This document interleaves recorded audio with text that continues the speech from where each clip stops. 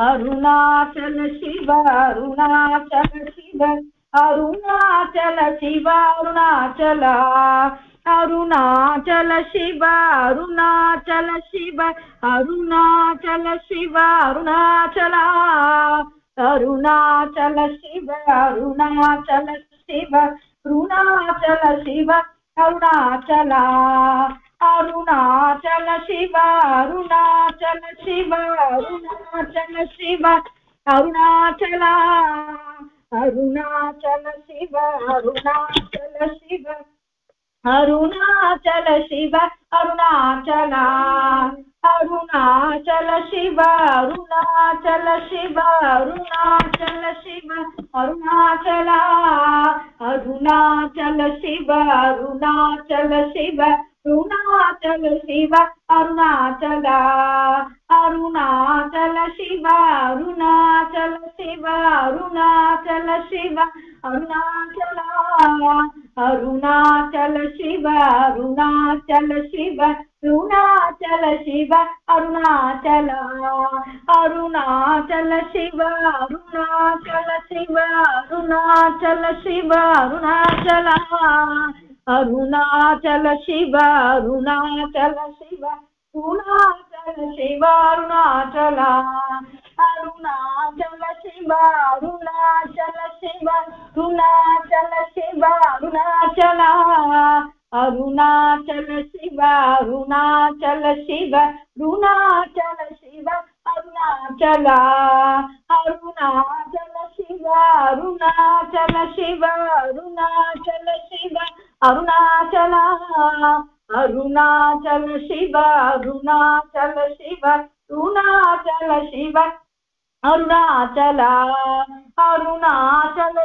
Arunachal Shiva Arunachala Shiva Arunachala Arunachal Shiva Arunachala Shiva Arunachala Shiva Arunachala Arunachal Shiva Arunachala Shiva Arunachala Shiva Arunachala Arunachal Shiva Arunachala Shiva Arunachala Shiva Arunachala Arunachal Shiva Arunachala Shiva Arunachala Shiva Arunachala Arunachal Shiva Arunachala Shiva Arunachala Shiva Arunachala Arunachal Shiva Arunachala Shiva Arunachala Shiva Arunachala Arunachal Shiva Arunachala Shiva Arunachala Shiva Arunachala Arunachal Shiva Arunachala Shiva Arunachal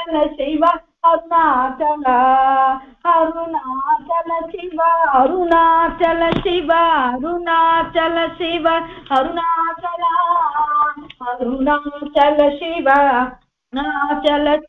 Arunachal Shiva Arunachala Shiva Arunachala Shiva Arunachala Arunachal Shiva Arunachala Shiva Arunachala Shiva Arunachala Arunachal Shiva Arunachala Shiva Arunachala Shiva Arunachala Arunachal Shiva Arunachala Shiva Arunachala Shiva Arunachala Arunachal Shiva Arunachala Shiva Arunachala Shiva Arunachala Arunachal Shiva Arunachala Shiva Arunachala Shiva Arunachala. Thank you sir. Yogiram Suratkumar, Yogiram Suratkumar, Yogiram Suratkumar, जय गुरुराया. भगवान श्री योगीराम शरत्कुमार महाराज की जय. பகவானோட ஒரு அனுபவங்களை நம்ம பகிர்ந்துக்கணும் அப்படின்னு சார் சொல்லியிருக்கார். நமக்கு பகவானோட அனுபவங்கள்ங்கிறது வந்து ரொம்ப சாமானியமான ஒரு அனுபவமா தான் இருக்கும். ஏன் அப்படின்னா நம்மளோட ஒரு அனுபவங்கிறது உடல் சார்ந்து மனம் சார்ந்து அறிவு சார்ந்த ஒரு விஷயங்கள் தான். ஆனா அது வந்து ரொம்ப சாதாரணமான ஒரு காமியமான பிரார்த்தனைகள், காமியமான இது. அதுலயும் பகவானோட சுப்ரீம் இன்டெலிஜென்ட், அவர் நமக்கு எப்படி அருள் பண்றாரு அப்படிங்கிறது ரொம்ப அதிசயமா இருக்கும், ரொம்ப இதா இருக்கும், ரொம்ப ஆச்சரியமா இருக்கும். ரொம்ப சாதாரணமா இருந்தால் கூட பகவான் அது பெரியவர், நமக்கு அருள் பண்ணியிருக்காரு. ஆனா நம்மளோட அனுபவத்தை விட மாதாஜியோட அனுபவங்கள் தான் காலகாலத்துக்கும் எப்பவும் இருக்கும். அதுவும் இல்லாம அது எல்லாருக்கும் எல்லா சந்தர்ப்பத்திலயும் அது பொருந்தும் அந்த அனுபவங்கள். அதனால நாங்க எப்பவுமே சத்சங்கத்துல நெக்டர் டிராப்ஸை மட்டும்தான் நான் ஷேர் பண்ணுவேன். இந்த தடவையும் நம்ம நெக்டர் டிராப்ஸ்ல இருந்தே பார்ப்போம். ஏன்னா அதுதான் சரியாவும் இருக்கும் எல்லாருக்கும். அது வந்து ஒரு எப்படி சொல்றது, மகான்களோட ஒரு ஒரு அனுபவம் தான்.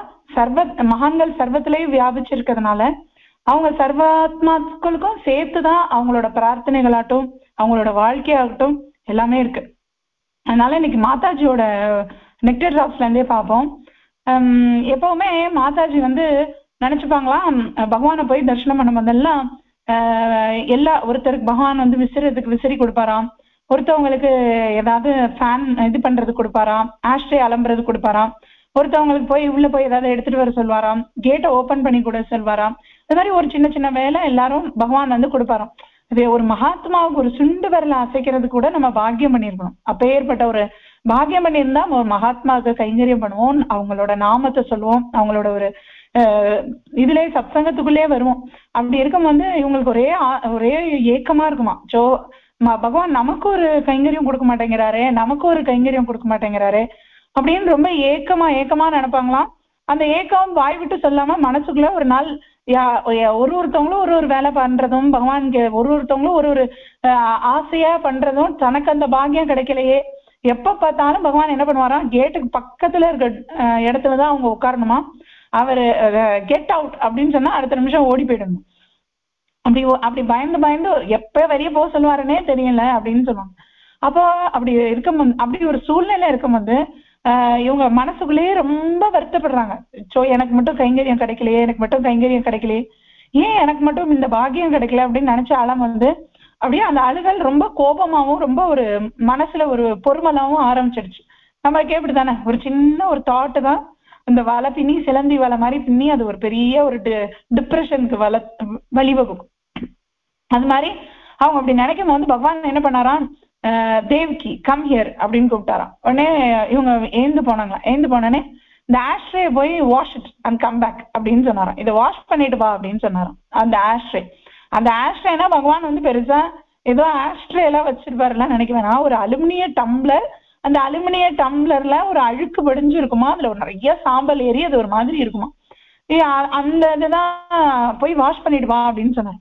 உடனே சரின்னு சொல்லிட்டு இவங்க அந்த படிக்கட்டுலயே இவங்களுக்கு முதல்ல தெரியலையா எங்க கொல்லை பக்கம் போய் வாஷ் பண்றதா இல்ல வெளியே போய் வாஷ் பண்றதா, என்ன எங்க வாஷ் பண்றது தெரியல.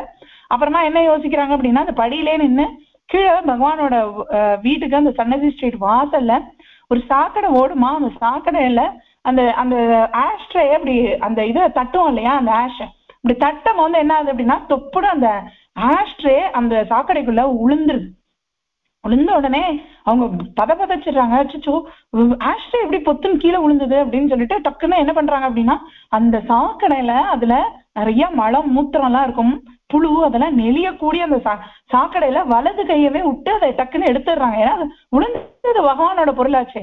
அவர் சின்னதா ஒரு குச்சியை இப்படி நகர்த்தினா கூட போச்சு, ஃபாதர்ஸ் ஒர்க் கெட்டு போச்சு அப்படின்னு சொல்லுவாராம், கணக்கு தப்பிடுச்சு அப்படின்னு சொல்லுவாராம். அப்பேற்பட்ட ஒரு பகவான் அந்த ஒரு ஆஷ்ட்ரே கீழே போட்டா அவங்களுக்கு ஒரே பயமாயிடுச்சு. அதுல கழுவிட்டு அதுல என்ன பண்றாங்க அப்படின்னா, அதுல அங்கங்க சாக்கடையெல்லாம் ஒட்டியிருக்கும் இல்லையா, அதெல்லாம் அவங்க வந்து அப்படியே அந்த புடவைய வச்சு இது பண்றாங்க. அவங்க வெள்ளை புடவை ஃபுல்லா அந்த சாக்கடையோட கருப்பெல்லாம் ஒட்டி இருக்கு. தெரியக்கூடாதுன்னு நல்லா தொடச்சு நல்லபடியா சுத்தம் பண்ணி ஆனா எப்படியோ கொண்டு வந்து அப்படியே வைக்கிறாங்க. உடம்பெல்லாம் நடுங்குது, எப்படி இப்படி சாக்கடைக்குள்ள போட்டோம் அப்படின்னு வேற ஒரு இதாகுது, பயம் வேற. ஆனா அவங்க பகவான் கிட்ட எத்தனை பேர் இருந்தாலும் அவங்க உண்மையை சொல்லிடுறாங்க, பகவான் இந்த மாதிரி நீங்க ஆஷ்ட்ரேய கொடுத்தீங்க, நான் கழுவலான்னு நினைச்ச வந்து அது பொத்துன்னு சாக்கடைக்குள்ள விழுந்துருச்சு அப்படின்னு சொல்றாங்க. அப்படி சொல்ல வந்து பகவான் சொன்னோடனே அப்படியே okay all right go and sit down அப்படின்னு சொல்ற உடனே அவங்க நினைச்சுக்கிறாங்க, அபகடா இதோட விட்டுட்டாரு, நம்ம முடிஞ்சிச்சு பிரச்சனை, பகவான்கிட்ட சொல்லிட்டோம், பகவான் நம்மளை மன்னிச்சுட்டாரு அப்படின்னு சொன்ன அடுத்த நிமிஷம் பகவான் ஆரம்பிச்சுட்டாராம். இந்த பிச்சைக்காரன் தேவிகிட்ட ஒரு வேலை கொடுத்தான், இந்த தேவிக்கு அதை சாக்கடையில போட்டுட்டான். இந்த தேவிக்கு அந்த வேலையை சரியா பண்ணல. அப்படின்னு சொல்லி அதையே திருப்பி திருப்பி சொன்னாராம். இப்ப அத வந்து ஒரு நம்ம யோசிச்சு பார்ப்போம். நம்ம தனியா சொல்லியிருந்தா அப்படின்னா நமக்கு அது ஒரு மாதிரி இருக்கும். ஏற்கனவே நம்ம அதை சாக்கடைக்குள்ள போட்டாமே அப்படின்னு ஒரு பயம். அந்த பயத்தோட ஒரு 10 பேர் முன்னாடி சொன்னா எப்படி இருக்கும்? 10 பேர் முன்னாடி தேவகிக்கு இந்த பிச்சைக்காரன் ஒரு வேலை கொடுத்தான். அந்த வேலைய அவ குப்பையில போட்டுட்டா. அவ சரியா பண்ணல, அவளுக்கு அது தெரியல அப்படின்னு சொல்லி பகவான் அதை சொதப்பிட்டா அப்படின்னு சொல்லி பகவான் திரும்ப திரும்ப சொன்னோன்னே இவங்களுக்கு அப்படியே ஹார்ட்டே சுக்கு நூறா வெடிச்சிரும் போல இருந்துதான். இந்த நேரத்துல நான் செத்து போயிட்டேன்னா கூட தேவலாம், அப்படி ஒரு அவமானம், அப்படி ஒரு இது, அப்படியே கூடி குறுக்கி போயிடுறாங்க. அப்படியே கண்ணெல்லாம் கலங்குது அவங்களுக்கு, அப்படியே அலறாங்க. சிச்சோ அப்படின்னு சொல்லிட்டு அப்படியே நினைக்கும் போது அப்ப அவங்களுக்குள்ள ஒரு இது மனசுல இருந்து ஒரு தாட் வருது. என்ன அப்படின்னா, எனக்கு அந்த வேலையை செய்யறதுக்குரிய தகுதி இல்லை போல இருக்கு, எனக்கு வேலை கொடு வேலை கொடு வேலை கொடுன்னு நான் கேட்ட போது பகவான் அதை கொடுத்த. ஆனா நான் அதை சாக்கடையில போட்டுட்டேன். அப்ப பகவான் என்ன சொல்றாரு அப்படின்னா, நான் ஆசைப்பட்டு ஒரு வேலையை வாங்குறேன், ஆனா அது வந்து எனக்கு சரியா வரல அப்படின்னா அது நான் அந்த வேலையை நான் சொதப்பிடுவேன், அதனால அந்த வேலை எனக்கு சரியா வராது, அதனாலதான் பகவான் எனக்கு கொடுக்காம இருந்திருக்கார் அப்படின்னு நான் நினைச்சேன் அப்படின்னு சொல்றாங்க. அப்ப ஏற்பட்ட ஒரு உயர்ந்த இது. அப்ப எப்போ நமக்கு வந்து என்ன பகவான் வந்து தேர்ந்தெடுத்து கொடுக்குறாரோ அதுதான் நம்ம செய்யணும் அப்படின்னு நினைச்சிட்டு அப்படியே அது ஒரு பாடமா எடுத்துக்கிறாங்க. எடுத்துட்டு வெளியே வராங்க. வெளியே வந்துட்டு உடனே அவங்க அழறாங்க. அங்க இருந்த ஒரு 2-3 பேர் எல்லாருக்கிட்டையும் சொல்றாங்க, அப்படி நான் வந்து கீழே போட்டுட்டேன், பகவானோட ஆசிரிய பகவான் என்னை வந்து இந்த மாதிரி இப்படி சொல்றார், குப்பையில போட்டுட்டேன்னு சொல்றார் அப்படின்னு சொல்லும் வந்து அங்க இருந்து ஒருத்தரும் சொல்றாங்க, இல்ல அவர் வந்து உங்களை சொல்லல, அவர் என்னதான் சொன்னாரு. ஏன் அப்படின்னா, எனக்கு வந்து நான் வந்து எனக்கு ஒரு ரொம்ப நாள் கல்யாணம் ஆகாம பகவான் கிட்ட பிரார்த்தனை பண்ணி ஒரு மனைவிய கல்யாணம் பகவான் எனக்கு கொடுத்தார். அந்த மனைவியே இன்னைக்கு ஒரு கோபத்துல நான் அவளை நல்லா அடிச்சுட்டு வந்துட்டேன். அப்ப அவளோட அப்புறம் மனசு வேற எனக்கு தாங்கல, மனைவிய அருமையா பிரார்த்தனை பண்ணி கல்யாணம் பண்ணோமே, அவளை நம்ம சரியாவே ட்ரீட் பண்ணலையே, நம்மள நல்லா அடிச்சுட்டோமே அப்படின்னு ஒரு கில்ட்டியோட உட்காந்துருந்தேன். அததான் பகவான் இன்னைக்கு சொல்றார், நான் இந்த பிச்சைக்காரன் தேவிக்கு ஒரு வேலை கொடுத்தான், ஆனா நீங்க யாருமே அதை சரியா பண்ணல அப்படின்னு சொல்லும் போது அப்ப என்ன அர்த்தம் அப்படின்னா, நம்ம தான் அதை சரியா பண்ணல, நம்ம ஒய்ஃப் நம்ம பிரார்த்தனை பண்ணி வாங்கினியே, நீ ஆனா அதை ஒரு சரியா பண்ணியா அப்படின்னு என்னதான் கேட்டாரு அப்படின்னு ஒரு பக்தர் சொன்னாராம். இன்னொரு பக்தர் சொன்னாராம், உங்களை சொல்லல, அவர் என்னதான் சொன்னார், ஏன்னா நான் ரொம்ப நாள் வந்து பகவான் வந்து எனக்கு ஒரு புக் எழுதுறதுக்குரிய ஒரு வேலை கொடுத்திருந்தார். அந்த புக்ல நான் வந்து பல இதை ஒழுங்காவே செய்யறது இல்ல, இந்த புக்கே எழுதுறது இல்ல, நான் சரியா ஃபாலோ பண்றது இல்ல, அதனால நான் உனக்கு ஒரு வேலை கொடுத்தேன், அந்த வேலையை நீ சரியா பண்ணல அப்படின்னு ஒரு பக்தர் சொன்னாராம். இன்னொரு பக்தர் சொன்னாராம், இல்ல நான் பகவான் கிட்ட பிரார்த்தனை பண்ணி ஒரு வேலைக்கு போவேன், அந்த வேலையில அந்த மேனேஜர் சரியில்லை, அந்த இடம் சரியில்லை அப்படின்னு சொல்லி ஒருத்தவங்கள்ட்டையும் சண்டை போட்டுட்டு நான் இன்னொரு வேலைக்கு வந்துட்டேன். திருப்பி பகவான் கிட்ட ஒரு சண்டை போடுவேன், ஒரு வேலை வாங்குவேன், அந்த வேலையில இருக்க மக்கள் சரியில்லை, அந்த வேலையில இருக்க பியர் சரியில்லைன்னு சண்டை போட்டு வெளியே வந்துடுவேன். இது மாதிரி நான் 4 கம்பெனி மாறிட்டேன். அதனால பகவான் சொல்றார், வேலை பிரார்த்தனை பண்ணி வாங்கிடுறியே, அதை நீ ஒழுங்கா பண்ண மாட்டியா அப்படின்னு என்னதான் கேட்டார் அப்படின்னு சொல்லும்போது இவங்களுக்கு அப்பதான் நினைக்குது, அவர் வந்து ஒரு பரம்பொருள், அவர் வாயிலிருந்து வர ஒரு விஷயம் எத்தனை பேருக்கு அது ஒரு மெசேஜ் ஆகுது, ஒருத்தவங்களும் அதை தனக்குன்னு எடுத்துக்கிறாங்க. அப்ப அவர் எப்பேற்பட்ட ஒரு பரம்பொருள், எப்பேற்பட்ட ஒரு படிப்பினை நமக்கு தரார் அப்படின்னு நினைச்சுக்கிறாங்க.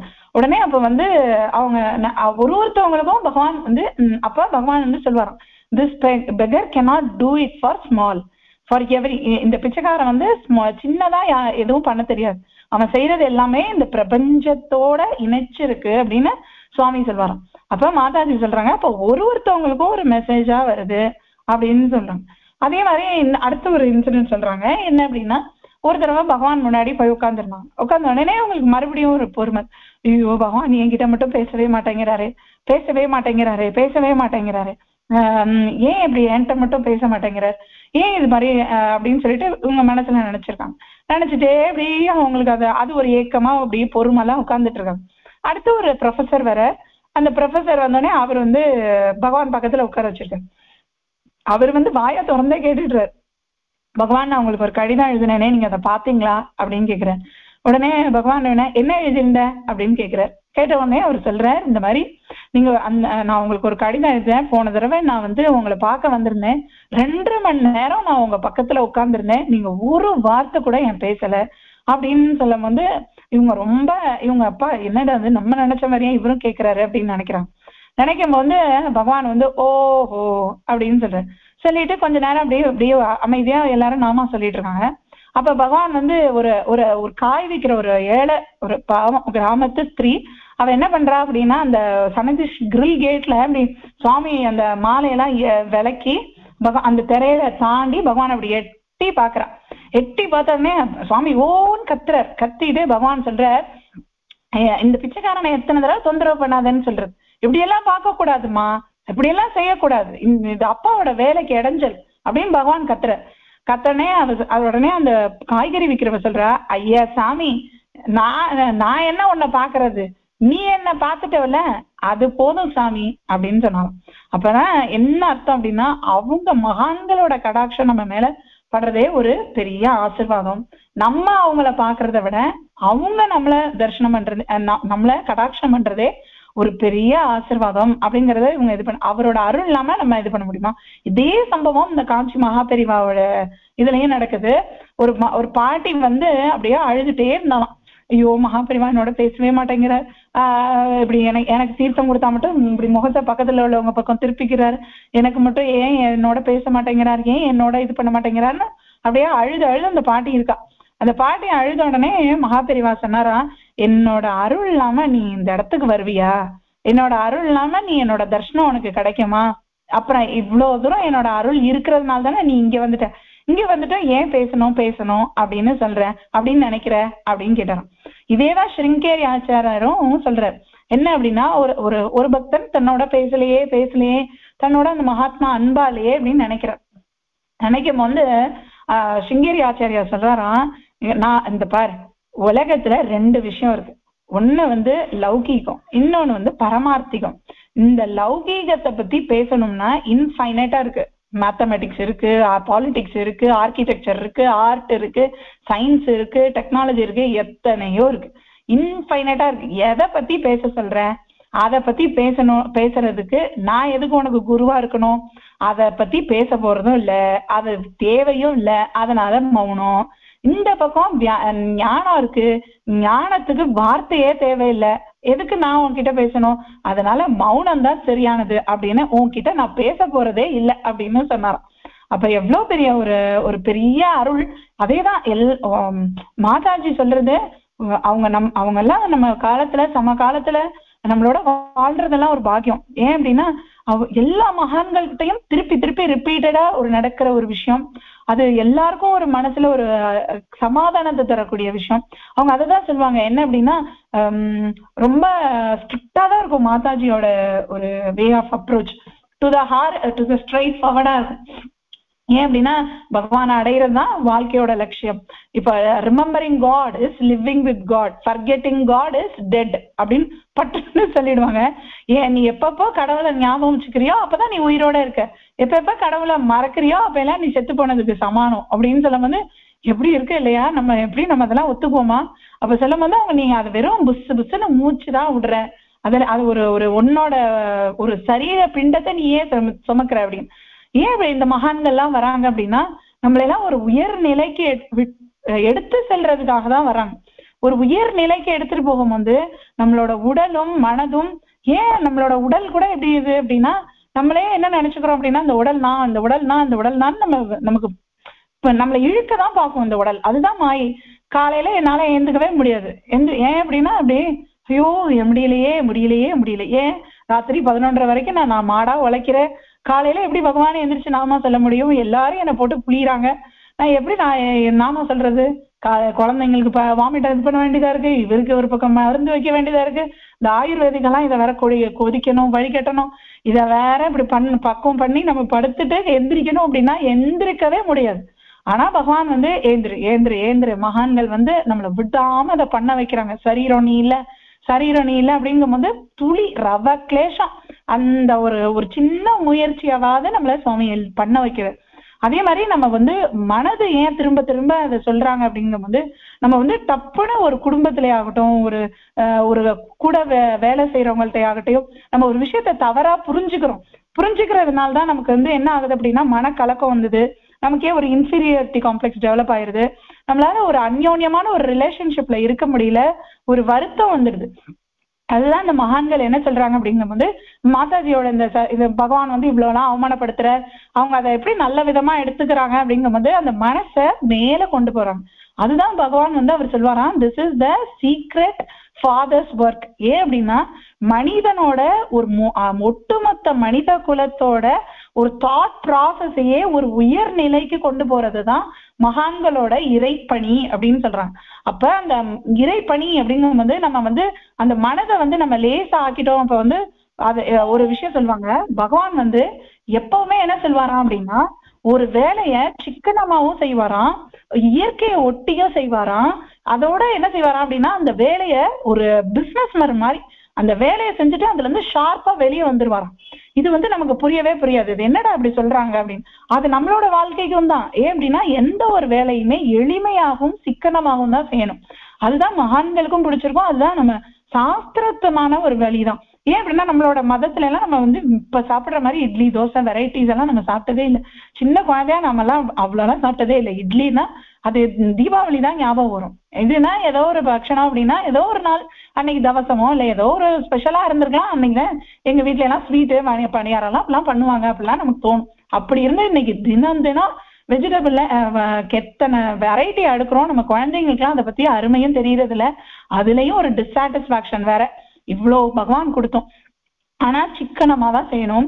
அதுவும் இல்லாம பகவான் என்ன பண்ணுவாராம், அந்த இயற்கை ஒட்டி தான் நம்மளோட சாஸ்திரோர்த்தமான வழியில தான். இப்ப மாதிரி எல்லாம் எத்தனை மருந்து இதெல்லாம் இல்லாம வீட்டுல இருக்க அந்த அஞ்சரைப்பட்டியிலேயே அந்த ஒரு இதை ஓட்டணும் அப்படிங்கிறதுதான் மகான்கள்லாம் இந்த ஆயுர்வேதிக் ஒர்க் ஷாப் இந்த செமினார் இதெல்லாம் கண்டக்ட் பண்றாங்க.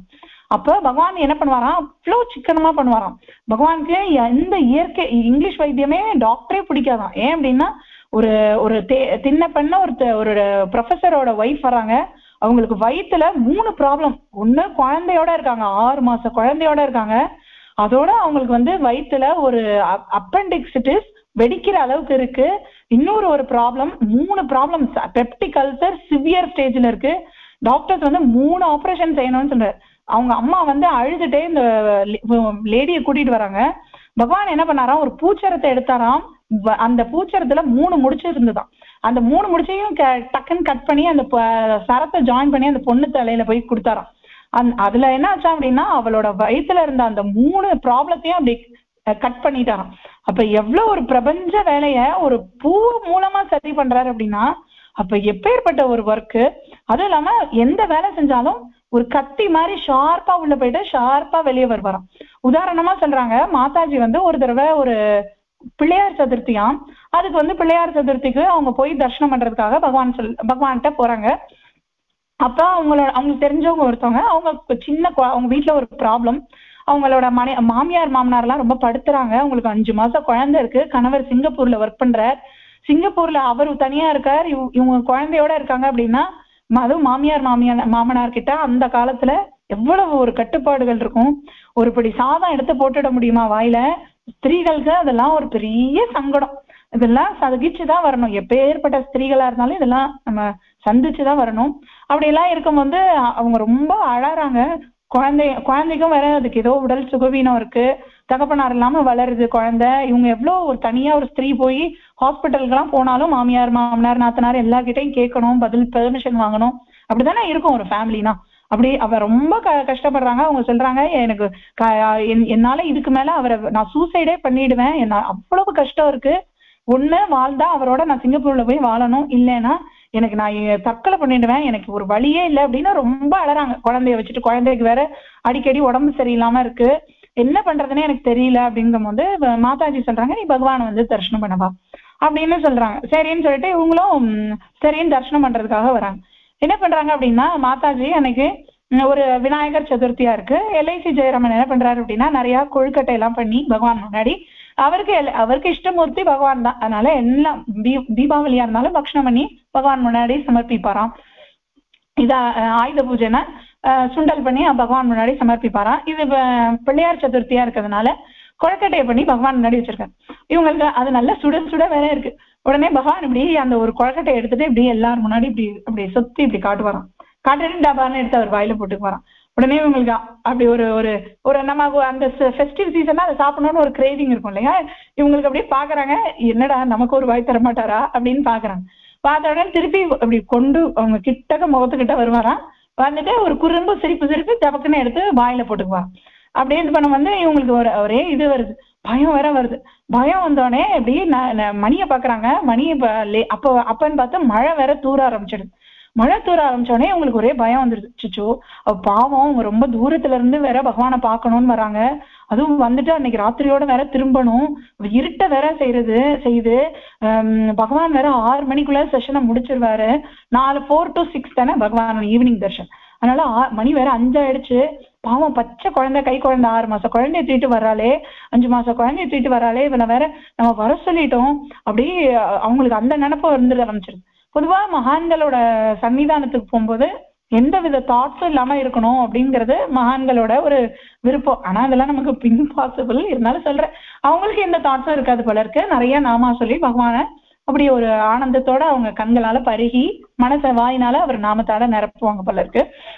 அதனால அவங்க அப்படி நினைக்கிறாங்க, ரொம்ப நர்வஸ் ஆகுறாங்க. சரி குழந்தைய போய் பார்த்துட்டு வந்துருவோமா, ஒருவேளை அட்ரஸ் சரியா தெரியலையோ, பஸ் ஸ்டாண்ட்ல நிக்கிறாங்களோ, எங்க நிப்பாங்களோ, பாவம் குழந்தைய வச்சுட்டு நிப்பாளே அப்படின்னு அவங்களுக்கு துடிக்க ஆரம்பிச்சோடனே உங்களுக்கு இந்த கொலக்கட்டை ஆசை வேற, இந்த இது வேற ஆசை வேற அப்படின்னு சொன்னோடனே உடனே பகவான் கிட்ட மெதுவா சொல்றாங்க, பகவான் இந்த மாதிரி நான் ஒருத்தவங்களை வர சொல்லியிருக்கேன் குழந்தைய தூக்கிட்டு, அவங்கள போய் பார்த்துட்டு வரட்டா அப்படின்னு சொல்றாங்க. பார்த்துட்டு வந்தோடனே பகவான் ஒரு முறை வச்சோடனே அப்படியே ரொம்ப ஒரு மாதிரி ஐயோ இவருக்கு பிடிக்கல போல இருக்கு அப்படின்னு. உடனே ஒரு 10 நிமிஷம் கழிச்சு மறுபடியும் அந்த தாட்டை ஜாஸ்தியா வருது. ஐயோ குழந்தைய வச்சுட்டு வந்துருவாளே, மழை வேற துருதே, குழந்தைக்கு ஜுரம் வந்துருமே, இவளுக்கு வேற ரொம்ப வலி தெரியாம தடுமாறுறாலோ என்னமோ, நம்ம போய் ஒரு தடவை பார்த்துட்டு வந்துருமான்னு நினைக்கிறாங்க. திரும்ப மறுபடியும் பகவான் நீங்க நான் குழந்தைய தூக்கிட்டு வர சொல்லிட்டேன், நான் இந்த ஒரு தடவை மட்டும் நான் இது பண்ணிட்டேன் அப்படின்னு பகவான் சொல்ற கத்துறாராம். இந்த பிச்சைக்காரனுக்கு யாரையும் ரெக்கமெண்டேஷனே பிடிக்காது. வரணும்னா நேரா இது பண்ணணும், தரிசனம் பண்ணணும், இந்த பிச்சைக்காரன் ஆசீர்வாதம் பண்ணுவோம், அப்பாவோட அருளை எடுத்துட்டு போடும், என்னத்துக்கு அப்படின்னு கத்துறாராம். உடனே மாதாஜி ரொம்ப அழுக வந்துட்டு பகவான் அவங்க குழந்தைய வேற எடுத்துட்டு வரேன்னு சொல்லியிருக்கா, அவ ஹஸ்பண்ட் வேற சிங்கப்பூர்ல இருக்கார், வீட்டுல ரொம்ப பிரச்சனை, அவளுக்கு சூசைடுன்னு சொன்னா, அதனால நான் உங்களை சொன்னேன், நான் ஒரே ஒரு தடவை ஓடி போய் பார்த்துட்டு வந்துடுறேன் பகவான் அப்படின்னு சொன்னாங்க. உடனே பகவான் சொன்னாராம், வாட்ஸ் த டைம் நவ் அப்படின்னு கேட்டாராம். உடனே 5:50 பகவான் அப்படின்னு LIC ஜெயராம் சொன்னாராம். ஜெயராமா 5:52க்கு இந்த அம்மா வருதான்னு பாரு, இல்லைன்னா இந்த அம்மா பைய தூக்கி வெளியே போட்டு விடுவோம் அப்படின்னு சொன்னாராம். உடனே மாதாஜி 2 minutes உனக்கு டைம், அதுக்குள்ள போயிட்டு நீ வரதா இருந்தா உனக்கு பெர்மிஷன் அலோட, இல்லைன்னா கிடையாது அப்படின்னு சொன்னேன். மாதாஜி சொல்றாங்க 2 minutes அந்த சமபீஷ் எங்க இருக்கு, அந்த பஸ் ஸ்டாண்ட் எங்க இருக்கு, அது வரைக்கும் தட ஓடி வந்தாங்களாம். அவங்க சொல்றாங்க லைஃப்ல அந்த மாதிரி வேகத்தை நான் பார்த்துருக்கவே மாட்டேன். அப்படி போய் அவளை தேடி பார்த்து அவளை இது பண்ணேன், தேடி பார்த்துட்டு அவளை தரன்னு இழுத்துட்டு வந்துட்டேன். அவள் சொன்ன மாதிரியா எடுத்து நான் போகவும் பஸ்ஸை விட்டு இறங்கவும் கரெக்டா இருந்தது. குழந்தைய தூக்கிட்டு ஓடி வந்துட்டேன், அவளை இழுத்துட்டு ஓடி வந்துட்டேன். அப்படியே மூச்சு முட்டை அவளோட கஷ்டத்தை என்னை ஓட வச்சார் போல இருக்கு. அப்படியே ஒட்டபான்னு மூச்சு இறக்கி அப்படியே கண்ணீரோட நின்னேன். அப்ப பகவான் கேட்டாரு, ஜெயராமா வாட்ஸ் த டைம் நவ் அப்படின்னு. பகவான் அதை மறக்கவே இல்லையா, டக்குன்னு கேட்டாராம். டைம் 5:52 சுவாமி அப்படின்னு சொன்னாங்க. ஓகே கமன் அப்படின்னு கொடுத்தாராம். சரின்னு சொன்னோடனே பகவான் அவங்க நமஸ்காரம் பண்ணிட்டு உட்காடுறாங்க. உட்கார்ந்தோடனே அந்த குழந்தைய தூக்கி பகவான் மடியில வச்சுக்கிறாராம். மடியில வச்ச உடனே வச்சுட்டு அந்த குழந்தைய அப்படி தடவி கொடுக்குறாரு. பாவம் அதுக்கு உடம்பு சரியில்லாத குழந்தை இல்லையா, அதனால பகவான் ஒரு 25 minutes எந்த ஒரு சிந்தனையுமே இல்லையா, அந்த குழந்தைய தலையில இருந்து கால் வரைக்கும் அதோட கைகள், அதோட மூக்கு, அதோட காது, அதோட நெஞ்சு, அதோட கால்கள், எல்லா விரல்கள், எல்லா பாதம் எல்லாத்தையும் அப்படியே முதுகு எல்லாத்தையும் தடவி தடவி தடவி. அதுவும் மாதாஜி சொல்றாங்க அது அவர் செஞ்சது ஒரு 1000 தாய்க்கு சமானமா அவ்வளோ பரிவோட அவ்வளோ வாஞ்சையோட செஞ்சாராம். அப்புறம் அந்த 26th minute அந்த ஒரு 25 minutes தாண்டி ஒரு செகண்ட் வந்தோடனே டேக் இட் அப்படின்னு சொன்னாராம், எடு இந்த குழந்தைய அப்படின்னு சொன்னாராம். டக்குன்னு அந்த குழந்தைய எடுத்துட்டாங்க. அந்த குழந்தைய எடுத்த உடனே பகவான் அதுக்கப்புறம் அந்த குழந்தைய திரும்பி பார்க்கலையா, அந்த குழந்தைய அதுக்கப்புறம் அவர் பிளஸ் பண்ணலையா. அதுக்கப்புறம் அவங்க அம்மாட்ட ஃபாதர் பிளஸஸ் யூ, உன்னோட ப்ராப்ளம் சால்வ் ஆயிடும் அப்படின்னு சொன்னாங்க. அதுக்கப்புறம் ஒரு பர்ஃபெக்ட் பிசினஸ் மேன் மாதிரி. அதே மாதிரி சுவாமி யாருக்காவது my father blesses you can கோன்னு சொன்னா அடுத்த செகண்ட் நிக்க கூடாதான். ஏன் அப்படின்னா அவரோட ஒர்க்கு அதோட முடிச்சுட்டு அவர் அந்த வேலையை நமக்கு அருள் பண்ணிட்டாரு அப்படின்னா அடுத்த நிமிஷம் நம்ம அங்க இருந்தோம் அப்படின்னா இன்னும் கொஞ்சம் அவரோட சக்தி வீணா போயிடணும், இல்ல அவங்க அது ஒரு கால்குலேஷன் வச்சிருப்பாங்க இல்லையா, அதனால அவர் அந்த இடத்த விட்டு இது பண்ணிட்டு வரோம். ஒருத்தவங்களுக்கு அருள் பண்ணிட்டாரு அப்படின்னா அடுத்து அவங்களோட எந்த விதமான ஒரு கான்டாக்டும் வச்சுக்க மாட்டாரு. அந்த மாதிரி அதுல இருந்து டக்குன்னு வெளியே வந்துருவாங்க. அப்ப அந்த குழந்தைய இது பண்ணும்போது அவங்க அப்படியே அதுல இருந்து ஒரு ஷார்ப் நைஃப் அப்படியே வெளியே வந்த மாதிரி, நம்மளும் அப்படிதான் இருக்கணும். ஒரு வேலை அப்படின்னா குருஜி அதுதான் சொல்வார், ஒரு வேலை அப்படின்னா ஒரு ஒரு லைஃபே ஒரு டைம் டேபிள் மாதிரி வச்சுக்கணும். காத்தால எழுந்திரிச்சா துளசி பூஜை பண்ணியா துளசி பூஜை, அந்த துளசி பூஜை பண்ணும்போது வேற எந்த தாட்டும் இருக்கக்கூடாது. அதை பண்ணிட்டு அடுத்து அதை அடுத்த இதுக்கு போயிடணும். பாராயணத்துக்கு போறோமா, பாராயணம் படிச்சோமா, பாராயணத்துக்கு அப்புறம் அடுத்தது அந்த தாட் இருக்கக்கூடாது. நாமா சாண்டிங் போய் நாமா சாண்டிங் போனோமா அடுத்து அந்த தாட், அடுத்து குக் பண்ணோமா அந்த குக் பண்ணதுக்கு அடுத்து அந்த டைம் ஒரு 1.5 hours குக்கிங் கிளீனிங்னா அதுக்கு மேல 1 minute கூட இந்த குக்கிங் கிளீனிங் வச்சுக்க கூடாது. ஒரு விஷயம் நம்மள வந்து எங்கல்ஃப் ஆகுற மாதிரி இருக்கக்கூடாது அப்படின்னு. அதுதான் மகான்கள் திருப்பி திருப்பி சொல்லுவாங்க. என்ன அப்படின்னா நம்ம ஒருத்தர் நம்மள திட்டாங்கன்னு வச்சுக்கோங்களேன், திட்டான் எத்தனை சொல்லுவோம். அதை வந்து சாப்பாடுல ஒரு பருக்க எடுத்து வைக்கும் போது அவங்க சொல்ற திட்டு, அவங்க சொல்ற அந்த முகபாவம் அதெல்லாம் நினைச்சு ஒரு 10 கண்ணீர் 10 சொட்டு செல்ஃப் பிட்டி அப்படியே நினைச்சு நம்ம அழுது அதுக்கப்புறம் தூங்க வந்து அந்த டிப்ரெஷன் ஆகி நான் இப்படி ஒண்ணுத்துக்குமே உதவாதவளாக்கும், நான் அப்படி சம்பாதிக்கலையாக்கும், நான் அப்படி திறமை இல்லாதவளாக்கும் அப்படி இப்படின்னு நினைச்சு அதுக்காக அது அப்படி இல்ல. அதுதான் அவங்க சொல்றாங்க, எந்த ஒரு வேலையோ அது நடந்துச்சா அந்த சம்பவத்தை அதோட விட்டுட்டு அடுத்ததுக்கு போயிடணும். இந்த சம்பவத்தை அதோட விட்டுட்டு இப்ப என்ன திட்டினாங்களா, திட்டினதோட இருக்கட்டும். இந்த போன ஜென்மத்துல நான் யாரை திட்டினானோ இந்த ஜென்மத்துல வந்துருச்சு, அதோட போயிட்டோம் அப்படின்னு அதை கட் பண்ணிட்டோம் அப்படின்னா அதோட எஃபெக்ட் நமக்கு ஜாஸ்தி இருக்காது. அப்போ பகவான் வந்து இந்த குழந்தைய அப்படி பிளஸ் பண்ணிட்டு அதோட இல்னஸ் வந்து கம்ப்ளீட்டா போயிடுச்சான்.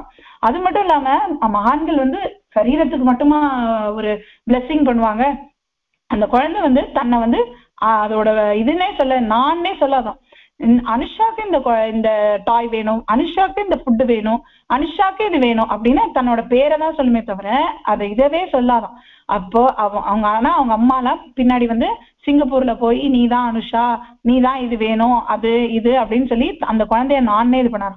அவர் ஸ்பர்ஷம் பண்ணது அந்த குழந்தை நான்கிற அகங்காரமே இல்லாம ஒரு 2-3 வருஷம் இருந்துதான். அப்ப எவ்வளவு பெரிய பாக்கியம். அதுதான் அந்த ஒரு நமக்கு வந்து அவங்க எல்லாம் மகான்கள்லாம் சொல்லி கொடுக்கறது வந்து அதுதான். எந்த ஒரு வேலையும் ரொம்ப ஷார்ட்டா ரொம்ப இதா சிக்கனத்தோடையும் ரொம்ப பர்ஃபெக்டா எது நடந்தாலும் அது அந்த சம்பவத்தோட விட்டுட்டு அடுத்த சம்பவத்துக்கு போயிடணும். அடுத்த வேலைக்கு போனாதான் அதை வந்து நம்ம ஒரு வாழ்க்கையில நெக்ஸ்ட் கட்டத்துக்கு போக முடியும். அதுதானே இப்ப தென் கவிதைகள்ல கூட கதைகள் கூட நேற்று சொன்னாங்க. என்ன அப்படின்னா மாதாஜி சொல்லும் போது ஒரு விஷயத்த வந்து என்ன சொல்றாங்க, ஒரு பாத்திரம் ஒரு ஒரு குருவுக்கு ஒரு சிஷ்யன் ஒரு அழகான ஒரு கிளாஸ் டம்ளர் பரிசா கொடுத்தாங்க. இந்த குரு சொன்னாரா, என்னோட சிஷ்யன் எப்படியெல்லாம் கொடுத்துருக்கான் பாரு, எப்படியெல்லாம் இது பண்ணியிருக்கான் பாரு அப்படின்னு சொல்லி ராத்திரி தண்ணி குடிப்பாராம். காலையில எந்திரிச்சோடனே இது உடஞ்ச பாத்திரம், இது உடஞ்சு போயிடுச்சு, இது உடஞ்ச இது குடுவை அப்படின்னு சொல்லிட்டே காஃபி குடிச்சிருப்பாராம். இது உடஞ்சிடுச்சு இது வேஸ்ட் அப்படின்னு சொல்லுவாராம். அப்ப எப்படி அப்படின்னா ஒரு விஷயம் வந்து வாழ்க்கையில அதுதான் நம்மளோட உடம்பு, அதுதான் நம்மளோட வாழ்க்கை. என்ன அப்படின்னா ஒரு நம்ம விஷயம் கிடைச்சிருக்கு அப்படின்னா அது இறைவனோட கொடைனும், ஒரு விஷயம் அது நம்மளை விட்டு போயிடுச்சு இல்ல அது நமக்கு ஒரு துக்கத்தை கொடுக்குது அப்படின்னு சொன்னானா அது வந்து என்ன அப்படின்னா அது வந்து உடைஞ்ச பாத்திரம் தான். எப்போ அது ஒண்ணு தோன்றுச்சோ அதுக்கு அழிவுங்கிறது நிச்சயம். அதுதான் தோன்றியது அழிவும் அழிந்தது தோன்றும் தோன்றி அழியும் என்று உந்திப்பற. அதனால அது எப்போ உனக்கு தோற்றம்னு ஒண்ணு இருக்குதோ அதுக்கு வந்து இறப்புன்னு ஒண்ணு இருக்கு. எப்ப நம்ம கிட்ட ஒண்ணு வரும்னு இருக்கோ அது அழியுங்கிறதும் நமக்கு இருக்கு. அதை தாண்டி நம்ம என்ன பண்ணணுமோ அதை பண்ணிட்டே இருக்கணும் அப்படிங்கறதுதான் அந்த மகான்கள். அதுதான் நேத்து கூட சொல்றாங்க, அவங்களோட பிரார்த்தனையும் அதுதான். Accept whether it is bad or good, I have to accept. நான் எல்லாத்தையும் ஏற்றுக்கொள்ளணும், நான் எல்லாத்துக்கும் எஸ் சொல்லணும். பகவான் ரமணரே பகவானுக்கு சரி அப்படிங்கிற உபதேசம் தான் சொன்னாராம். அப்ப பகவான் அதனால ஆல் ரைட்ன்னு சொல்லுவாராம், சரின்னு சொல்லுவாராம். எல்லாத்துக்கும் சரி சரி சரின்னு நம்ம சொல்லிட்டோம் அப்படின்னா அந்த ஒரு அத்வைத்த நிலையில நம்மளை கொண்டு போய் விட்டுடும் அப்படிங்கறதான் அவங்களோட டீச்சிங். அதுதான் மாதாஜி சொல்லுவாங்க. அதுதான் எல்லா ஒரு விஷயத்திலையும் பகவானை பார்க்கணும். அவங்க ஒரு தடவை பகவான் எனக்கு 1 pointed கான்சியஸ்னஸ் வரணும் அப்படின்னு சொல்லும் போது பகவான் சொன்னாராம், எல்லா இடத்துலயும் நான் உனக்கு அருள் பண்றேன், ஆனா ஒரு விஷயம் ஞாபகம் வச்சுக்கோ, ஃபாதர் அலோன் எக்ஸிஸ்ட், கடவுளை தவிர யாருமே இந்த உலகத்துல இல்லை. அப்படி நம்ம பார்த்துட்டோம் அப்படின்னா அந்த 1 pointed எல்லாத்துக்குள்ளேயும் நம்மளோட குருவை தான் இருக்காருன்னு நம்மளுக்கு ஆணித்தரமா தெரிஞ்சிச்சுன்னா நமக்கு 1 pointedness கண்டிப்பா இருக்கும் தானே. அதை தானே அவங்க சூக்ஷமமா சொல்ற. அதனால அவங்களோட ஒரு விஸ்டம், அவங்களோட ஒரு சத்சங்கத்துல நம்ம எல்லாம் இருக்கோங்கிறதே ஒரு பெரிய பாக்கியம். அதை சொல்லி இன்னைக்கு பகவானோட பாத கமலத்துல இதை அர்ப்பணம் செஞ்சிரும். இது பகவானோட பிரசாதமாவும் எடுத்துக்கும். பகவான் ஸ்ரீ யோகிராம் சரத்குமார் கி ஜெய்.